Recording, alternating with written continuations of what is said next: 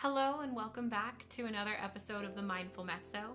My name is Sabatina and I'm so excited that you're joining me for our 9th episode. If you've been following along for the past 8, know that I am back from my little break. I decided to take some time to work professionally on some things in one of my careers and to give myself a little bit of a break while I was going through a lot of different things at once and a lot of big changes and a lot of really exciting things and a lot of really interesting things that I had to learn how to navigate. But I am thrilled to bring this episode to you. I've been sitting on it for a while and it's something that I am very excited to share and something that I hope can reach you. So before we get too far into the episode, I wanted to remind you that this podcast is in no way any sort of medical treatment. This is not intended to replace self-help practices or your own therapist or mental health care. This is purely a reflection of mindfulness from one artist to another. So recently, this past year, I had the opportunity to participate in a training program. It was something I was very intensely preparing for and something I was going into pretty blindly. In my mind, there were almost more negatives than positives, as I tend to take a cynical view of the world when I'm faced with large amounts of stress in short periods of time. After the first few days of my training, I felt like a fish out of water, and I found that I kept asking myself, why am I here? And after those first few days, I started finding myself pretty annoyed by my own questions and realized that there is no why that brought me there, but that I had goals and needs and things that I aimed to achieve. I had to then reframe my question. It was not, why am I here, that I needed to be asking myself, but what am I here for? Oftentimes, I feel like artists can get stuck in the rut of why, in the way that relates to some huge impossible answer or some existential question that there is no why that it answers. But this question, for me, carries frustration with it. And it seems that we're never actually really able to define why we are doing something. I think instead we can quantify our goals and needs in this situation. So it may not be why am I here in the sense that we're looking for someone to tell us our purpose or our path in life, but rather a self-centered, introspective, tangible, what am I here for? Since you know that I love personal anecdotes, let me let you into my brain for a little bit so that I can share my thoughts, my resolutions, and maybe something that could help you. I started by questioning why, as if I was going to magically justify why I sent myself to a training program. In short, I was there to train. And that answer left me feeling pretty hollow and like I had no direction to move in. Once I reframed my question, I was able to find answers. What am I here for? Well, I came to refine my musical offerings, to possibly find new teachers and coaches, and to make stellar recordings, to connect with a new side of the industry, and to learn more about how my personal career goals can be fulfilled in the industry. Instead of keeping my question and answer broad, I made all of it very specific. From this, I was able to look deeper, better connect with myself, and take the identity out of my work. Back to our very first episode where I talk about removing the self from the job, I found myself stuck in a rut of constantly putting myself back into my work as an identity, as my identifier was my job, and that is not something that I take lightly. That is something that I feel is very important to differentiate. But I reframed that question and I was able to objectively look at my surroundings, at myself, and see what I needed and what I wanted to get done. So, how do we move from why to what together? I took some time to create 5 steps that I like to think through while I'm moving from why to what. So 1, if you have the ability, I want you to type or write down something that is making you feel stuck right now in your life or career, something that has you asking yourself, why? 2, I want you to write down the feelings that you have about this. 3, I want you to write down the feelings you want to have about it. 4, write a list of 3 to 5 goals that you are wanting to achieve from this situation. They can be tangible, emotional, financial, truly whatever you are hoping to accomplish. And 5, take a look over your list so far. What are you wanting to get from being here in this situation? Write yourself a sentence that starts with, I am here for. As you move through your days, weeks, or months, keep track of the what you are wanting to accomplish. Check off each goal as you achieve it, no matter how much or how little time it takes. And remember, there is no one way to get to your finish line. Your lists and your goals can change and shift and shape as you do. That is the beauty of being an artist. And in case you need an example of this exercise, let's look at one together. So 1, let's identify my why. We're going to create a situation that maybe I've had before, maybe I haven't. But for the purpose of this demonstration, let's have it together. So 1, we're going to identify my why. So let's say I'm at an audition and I'm feeling very self-conscious and out of place. There are mean thoughts flying through my head. Now these are, self-imposed mean thoughts or self-inflicted mean thoughts and things that aren't necessarily true, but things nonetheless that are coming through my head. I am going to take a second to acknowledge these hurtful thoughts, and I'm going to write down, why am I at this audition? 2, my feelings about this situation are doubt, stress that I am lacking what other people have, that I am feeling lost and feeling like I won't be as good as the people around me. 3, the feelings that I want to have are feelings of confidence, belief in myself, happiness, pride, and courage.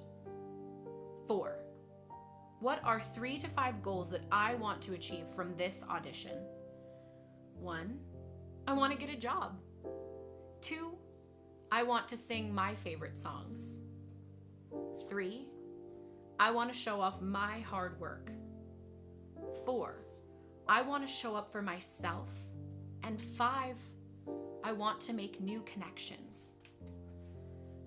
Then we move to number 5. What am I here for?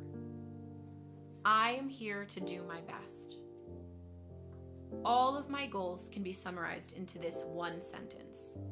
I will do my best, and I will let the audition panel handle the rest.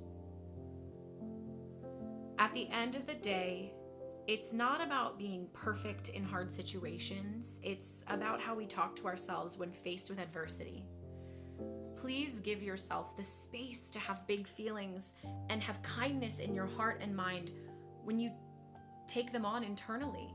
Remember that you are not alone on your journey, and being an artist means you're going to feel things deeply. When I reflect on myself, asking myself, why? This past year, when I would train or when I would audition, these were always the times it would come up. It was when I was isolated in a situation, and those are often the times that I find myself and my colleagues feel very alone in our art. We are not alone in our art, we're doing it together. But even when you have a room full of 50 singers that are all on the same career path or similar career paths, that all have the same hope and dream of being a professional singer or a professional artist or whatever your art form is, even when there's 50 of you in the same room, somehow for all 50 of those people, it can feel very isolating and very lonely. And we start to question, why am I here? Why, when I am in a group of 50 people, when I'm in a full cast, when I am in an orchestra, why do I feel isolated and alone? Why, when I'm at a training program, why am I here to train? What am I here to train? Why am I training? Do I want to train? Why, when I show up to an audition, why did I bother showing up today? It's not always about the why. If we take the why and we pull it away and we replace it with what am I here for? What am I here to do? I'm in a room full of 50 people and we're all singing and we're all getting ready to train. What am I here for? I'm here for the camaraderie. I'm here to build a network of wonderful colleagues. I'm here for the purpose of bettering myself. I mentioned earlier that it felt hollow at times in the training program for myself when I thought, why am I here? Well, I'm here to train. Sometimes the most obvious answer isn't the answer that we want, even from ourselves. What am I here for? I am here to build my career. I am here to build up myself to become a more thoroughly prepared individual, a well-rounded individual, someone who it can take on anything at any time. And to do that, I have to train and I have to audition and I have to prepare. It's not why am I training, it's what am I training for. And when you're in a show and you say, why am I doing this? Not why. What are you doing it for? Are you doing the show for yourself? Because you love to create? Are you doing the show because your colleague wrote it and you love that colleague and you so want to put their piece on the stage? Why are you auditioning? No, what are you auditioning for? Are you auditioning to get a job that you love? Are you auditioning so you can put your best foot forward and make an impression this year, even if you don't make it through to the next round, just so that you can start building your network and start climbing that ladder up to the goal that you have in place? I think you should write down these goals, truly, when you feel this way. Or even if you don't feel this way, let's prepare. Let's prepare for the whys and replace them with the what fors. And create something tangible, something that you can set your heart on, something that you can look at in the mirror every day and say, this is what I'm doing this for. Now, of course, I know this is not one size fits all, but if any of this reached any part of you, I hope that you find it within yourself to really start creating the whats for yourself if they don't already exist. And if you're watching this video, or even if you're listening to it, whatever platform you're on, if you have a why that you turn into a what, or that you would like to turn into a what, or that you have turned into a what, I would love to hear it. I would love to know how you've made that shift or how you're planning on making that shift. I think that it is so important to acknowledge together that this is a shift that we can make. And if it's not something that you plan on doing, tell me what you're proud of. Tell me what you're here for and what makes you you and what makes you feel like you are well-rounded and your best self. I think it's so important to celebrate when we've reached those points. And even when we're working toward them, it's all so exciting and so worth celebrating. So my friends, I wanted to thank you for joining me today.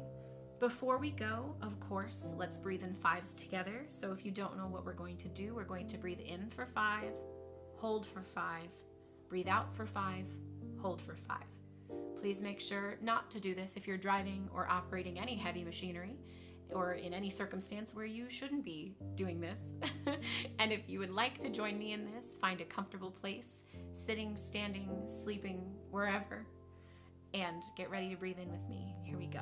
Breathe in 1, 2, 3, 4, 5. Hold 1, 2, 3, 4, 5. Out 1, 2, 3, 4, 5. Hold 1, 2, 3, 4, 5.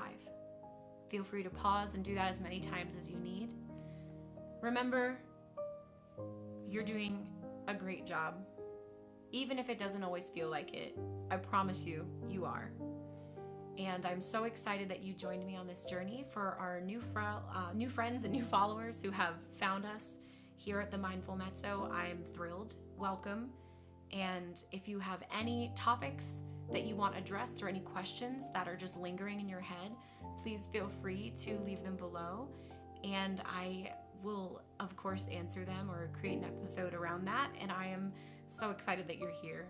So thank you. Be well. Bye.